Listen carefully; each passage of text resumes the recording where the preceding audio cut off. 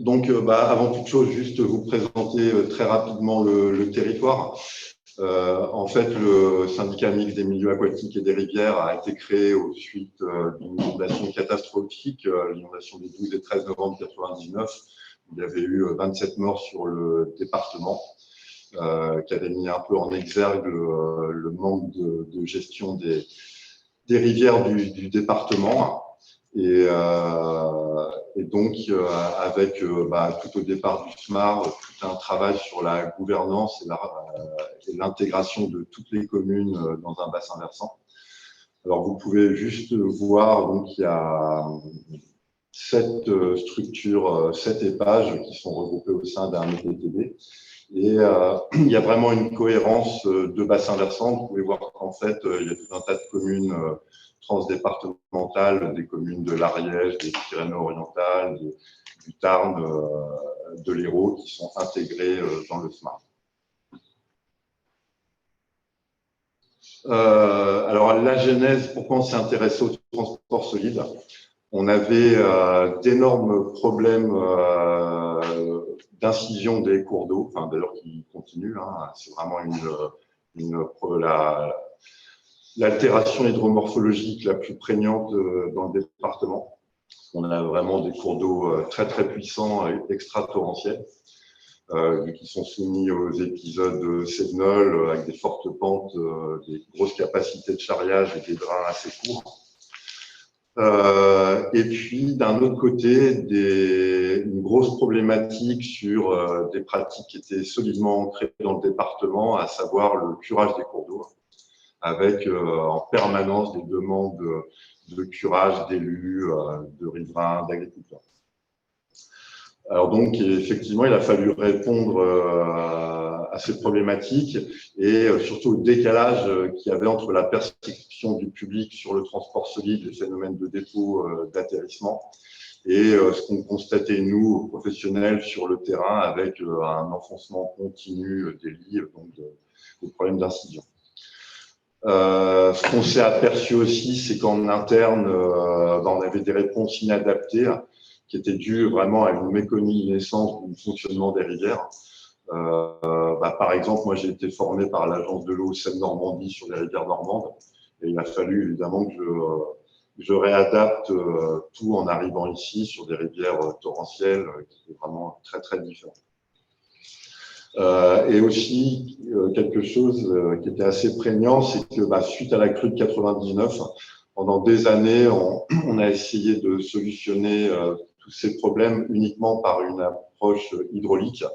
Et bon, on en a vite fait le tour et on s'est vite aperçu que ce n'était pas suffisant pour résoudre les problèmes d'inondation.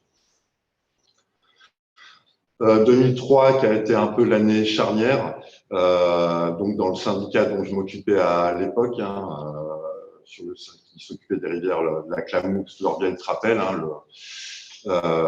des rivières de la Montagne Noire, donc dans le nord, au nord de Carcassonne.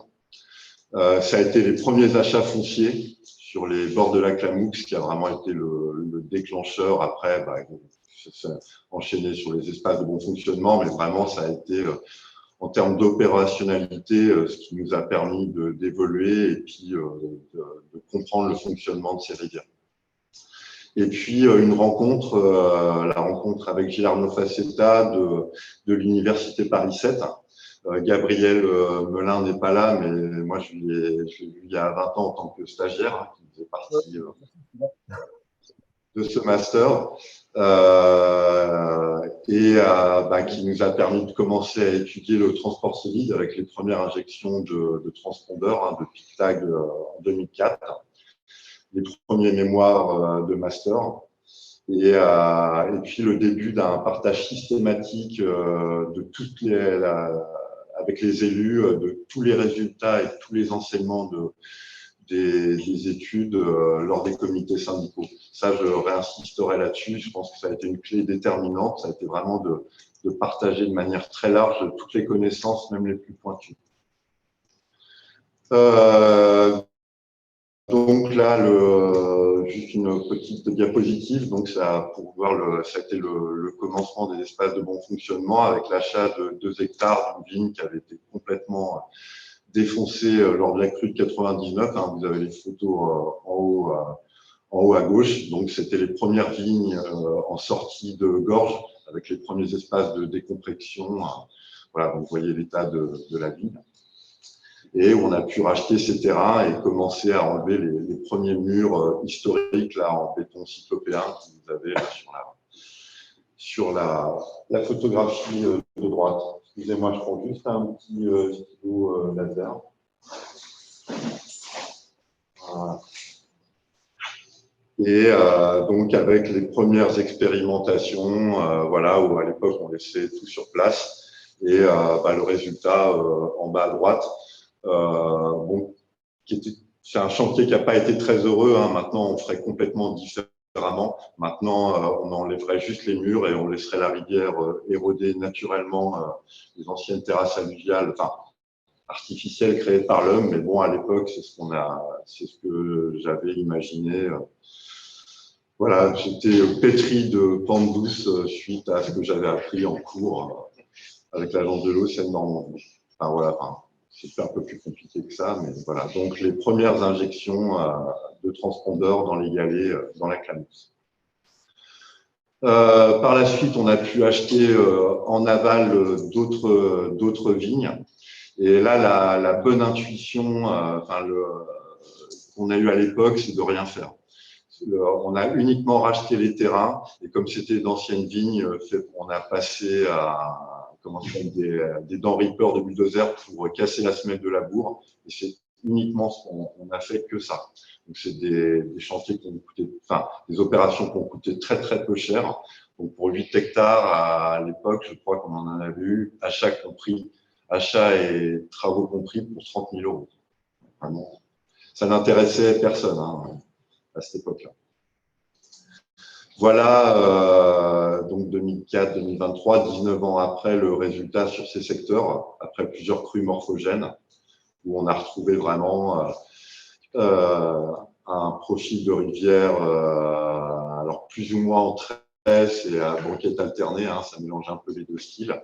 Mais, et puis après, donc sur des secteurs où on avait énormément d'incisions, au bout de 2 crues morphogènes, la réapparition de faciès radiémouille, donc la réapparition de la grave et de l'engraissement, avec un engraissement des lits donc qui nous a vraiment rassurés par rapport aux problèmes d'incision.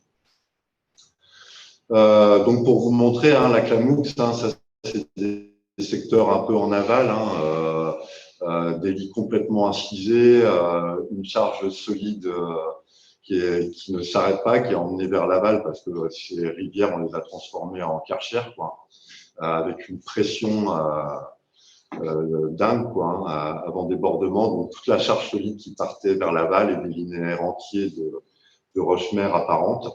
Et puis des ouvrages, comme vous voyez, qui ne tenaient pas, des ouvrages départementaux qu'il fallait reprendre après chaque crue. Parce qu'évidemment, quand il n'y a plus le matelas alluvial pour protéger les ouvrages, évidemment, c'est catastrophique. Voilà, ça c'est une petite photo illustratrice. Hein, ça c'est des photos prises après la crue de 2018 dans les vignes en bord de Clamoux. Donc, qu'est-ce qui se passe quand on n'a plus d'espace en latéral, quand on a des rivières, voilà, un peu transformées en karcher, hein, qui sont en surpression hydraulique? En fait, les phénomènes de dépôt se font plus dans le lit moyen et dans la bande active, vu qu'il n'existe plus. Ils se font sur les enjeux. Donc là, c'est les vignes. Hein. C'est très important dans le département de l'eau, qui est un département très agricole. Vous pouvez voir les piquets de vignes qui sont recouverts entièrement de graves. Donc, soit des très gros dépôts de graves, soit 50 mètres plus loin, des décapages de la terre arable avec des canyons de plusieurs mètres de profondeur, quoi. Qu'est-ce que nous a appris ce site pilote là sur la Clamoux? Qu'est-ce qui nous a appris, qu'est-ce qu'on a appris conjointement avec l'Université de Paris 7 et Gilles Arnaud en recroisant nos observations? C'est que déjà le PICTAG nous a appris une chose très importante qui nous a permis un peu de démystifier le transport solide et qui nous a permis d'apporter une réponse aux élus et aux riverains sur les phénomènes de curage. Parce qu'en fait, les gens ne comprenaient pas qu'à chaque fois, à chaque crue, toute la charge solide repartait vers l'aval. Ils avaient l'impression qu'on n'avait que de l'engraissement, que c'était toujours en plus. C'est qu'en fait, sur la Clamouche, le charriage des matériaux se produisait dès 12 mètres cubes secondes. 12 mètres cubes secondes pour les rivières, une rivière comme la Clamouche, c'est rien du tout. C'est un petit coup d'eau annuel, c'est même pas une Q1, rien. C'est vraiment, voilà.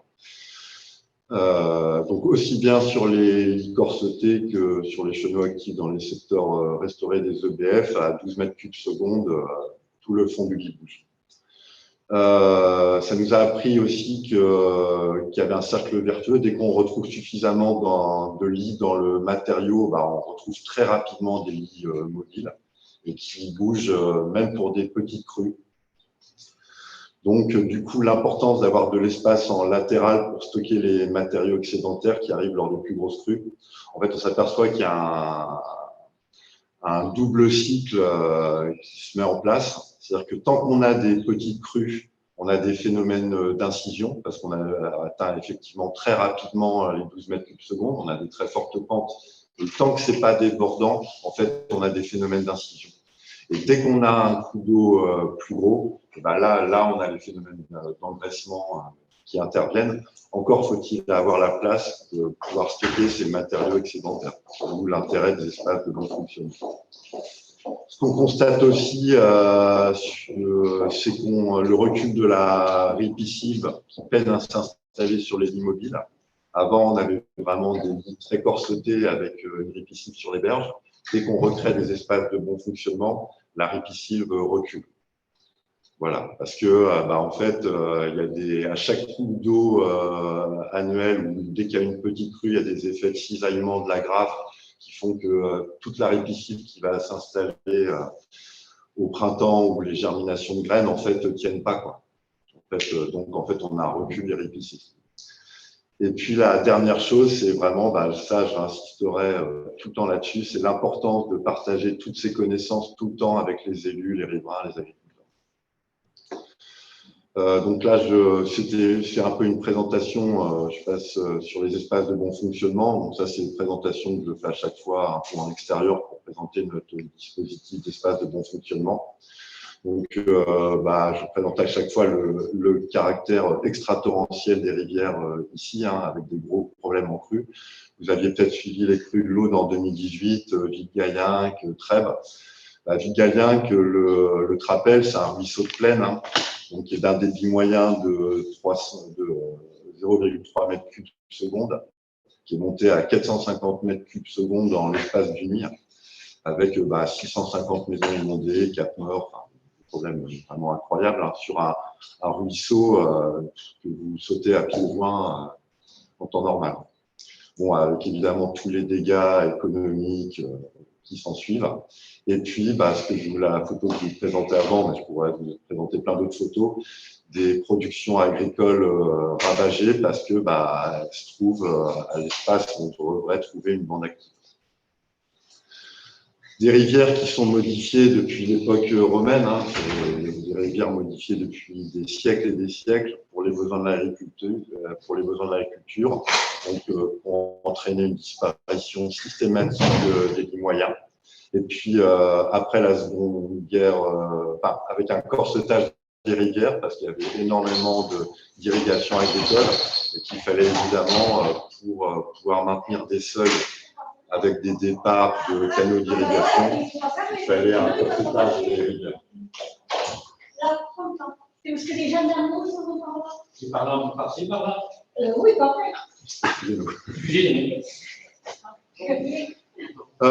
Donc des altérations hydromorphologiques majeures dues à l'absence de mobilité. Ça, c'est des exemples qui sont pris sur la rivière la plus impactée du département, l'Orbieu, qui descend des Corbières. Donc, vous voyez sur les photos de gauche des phénomènes d'incision sur l'Orbieu qui peuvent atteindre, avec des enfoncements de vie qui peuvent atteindre 10 mètres d'enfoncement, alors qu'on a tout un tas de photographies aériennes historiques où en 1950, 1940, 1950, c'était encore des rivières de surface avec énormément de matériaux des bandes actives très larges, une disparition complète des sédiments,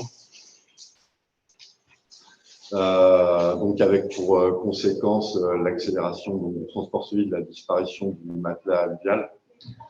Et puis évidemment avec la dégradation des ripisylves, avec l'enfoncement des lits des arbres qui n'arrivent plus à tenir, et puis l'assèchement, l'instabilité des berges, etc. Donc les stratégies mises en place, donc c'est un énorme travail de pédagogie pour réhabiliter les phénomènes d'érosion et de dépôt. Pour moi, c'est quelque chose de vraiment primordial. Je passe mon temps à essayer de mettre dans la tête des gens, enfin, à changer la perception des rivières en expliquant voilà, que les phénomènes d'érosion et de dépôt, c'est des phénomènes complètement naturels. C'est basique, mais c'est quelque chose de vraiment très, très important. Faire accepter la normalité d'un comportement naturel de la rivière. Je passe mon temps à faire ça lors des formations. Donc, restaurer la mobilité des cours d'eau, on verra par la suite que ça passe par les achats fonciers. Et puis, recréer des lits moyens, interface indispensable entre le lit mineur et le lit majeur. C'est très, très important aussi en termes économiques, parce qu'on s'aperçoit que, en fait, au niveau des dégâts en crue, la majorité des dégâts se faisaient en fait, sur cette interface. On dépensait beaucoup d'argent à remettre en place, à stabiliser les érosions qui étaient créées dans ces espaces-là et à enlever les dépôts, alors que finalement c'était un comportement complètement naturel de la rivière. Donc quand vous restaurez ces espaces-là, déjà en termes de dépenses économiques post-crue, vous réduisez les coûts d'une manière très très importante. Les moyens et les techniques mises en œuvre, c'est assurer la maîtrise foncière. Nous, sans achat foncier, on n'y arrive pas, c'est clair et net. Donc, on achète l'espace nécessaire en bord de cours d'eau. La formation des élus, j'insiste là-dessus, nous, on fait des sessions de formation dans chaque syndicat de rivière. Moi, j'ai passé mon temps à essayer de convaincre ma direction. Il y a quelques années, on faisait de la formation qu'à destination des écoles et jamais… Ne dis pas du mal de la direction. Non, on remonte il y a loin. Donc maintenant, on est passé à la vitesse supérieure, on forme les élus, on ne forme pas uniquement les écoliers, on forme les décideurs dans les bassins versants. Et surtout, chose très importante, on fait des formations sur mesure. On ne fait pas des formations généralistes. On part du général pour aller prendre des exemples que sur leur rivière. Il n'y a que comme ça que ça marche. Et puis, après, en termes d'opérationnalité, on enlève les protections de berges et on laisse la rivière d'elle-même dénoter. Juste, ouais, laisse la diapo. Oui.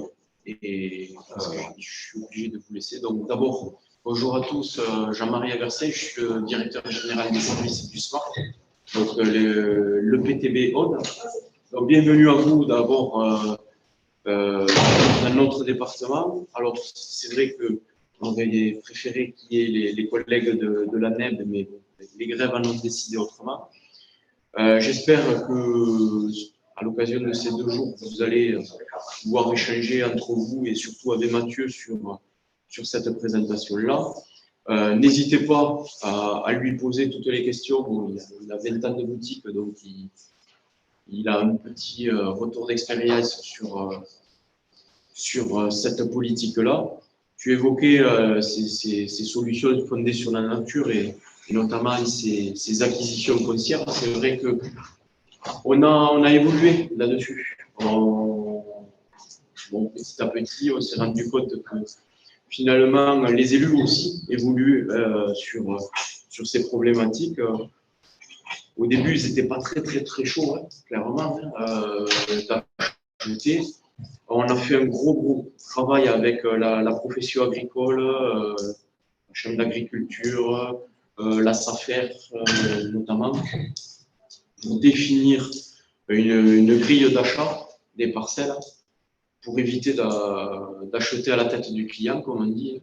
Donc aujourd'hui, on a par secteur des grilles qui sont normées.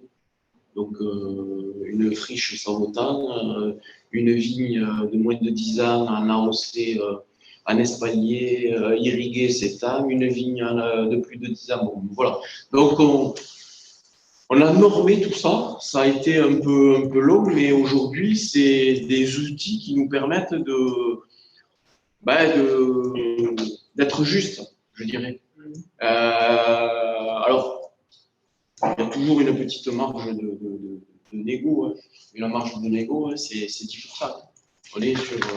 On n'est pas sur de la grosse négo. Voilà. Donc, voilà, n'hésitez pas, profitez de ce retour d'expérience. Et toi, profite de voir ce qui se fait ailleurs pour nourrir nos réflexions. Nourrir nos réflexions, je ne sais pas si tu leur as parlé du Flavorod. Pas encore. Pas encore, mais voilà. Donc, on est en pleine réflexion sur une possible reprise en gestion du fleuve Rhône. Donc, le fleuve Rhône est domaine public fluvial depuis Quillan jusqu'à la mer. Donc, géré par l'État. Alors, gérer, c'est un bien grand mot. Hein. L'État fait avec les moyens qu'on lui donne et donc assure un libre écoulement minimum. Donc, pour 160 km, il y consacre au max 300 € par an. Donc, moi, je tire pas sur les collègues de l'État. L'État fait avec les moyens qu'il a. Donc, ils font pas grand-chose, en tout cas pas assez à notre avis. Hein.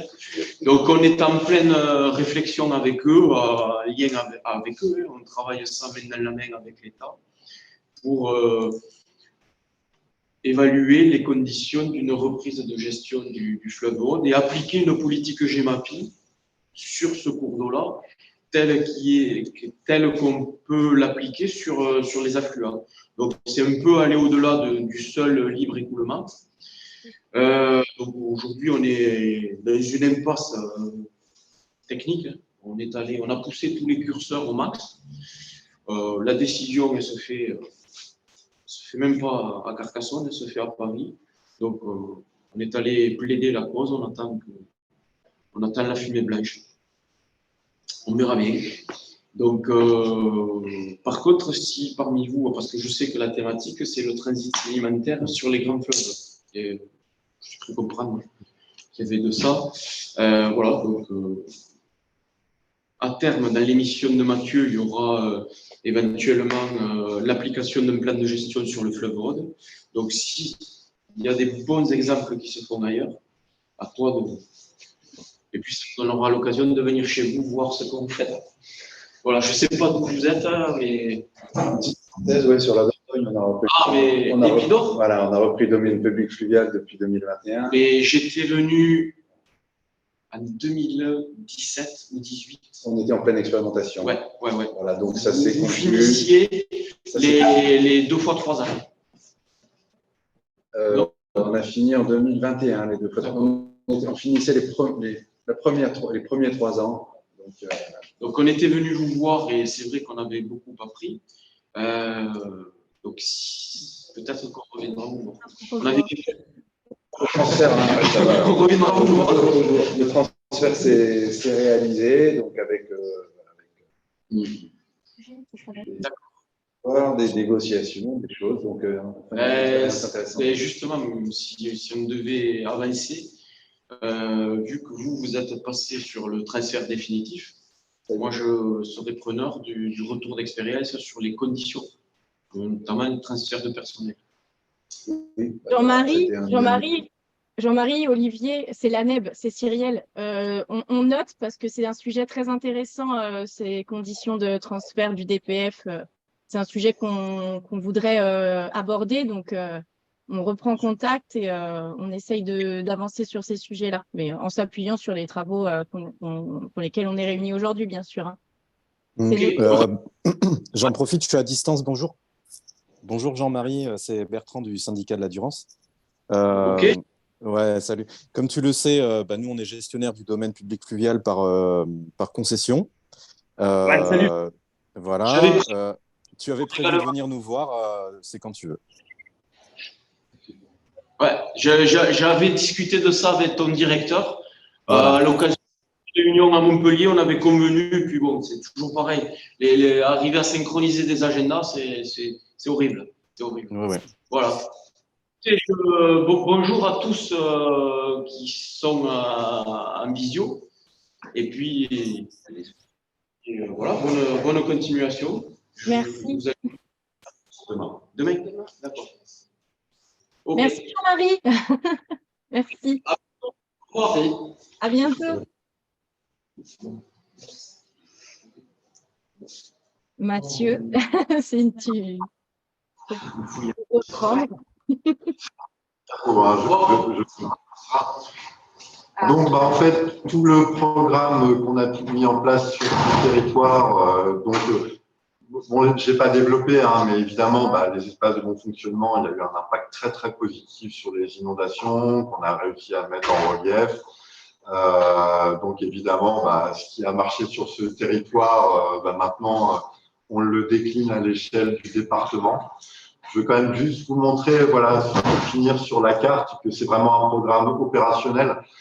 Là, évidemment, on est sur les systèmes de gorge, mais à partir du moment où on rentre dans le Piémont, notamment sur la Clamoux, on a acquis quasiment 80% du linéaire. C'est des kilomètres de rivières qui sont soit restaurées, soit en passe de l'être.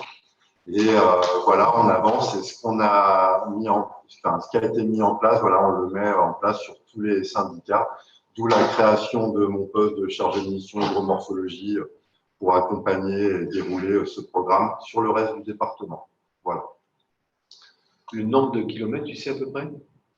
Sur la Clamoux, on a restauré, on est à peu près à 7 km. En tout, si vous faites la somme sur votre territoire?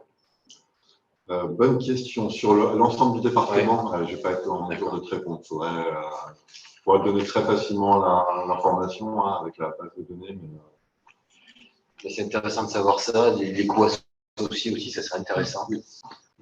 Alors ça sera plus sur la partie technique. Oui. Moi, mon credo, c'était vraiment de faire des chantiers pas chers. Donc, en se servant vraiment de la dynamique de la rivière, ce qui permet de minimiser les coûts. Mais bon, on en reparlera demain sur la partie terrain, sur le côté vraiment opérationnel et technique.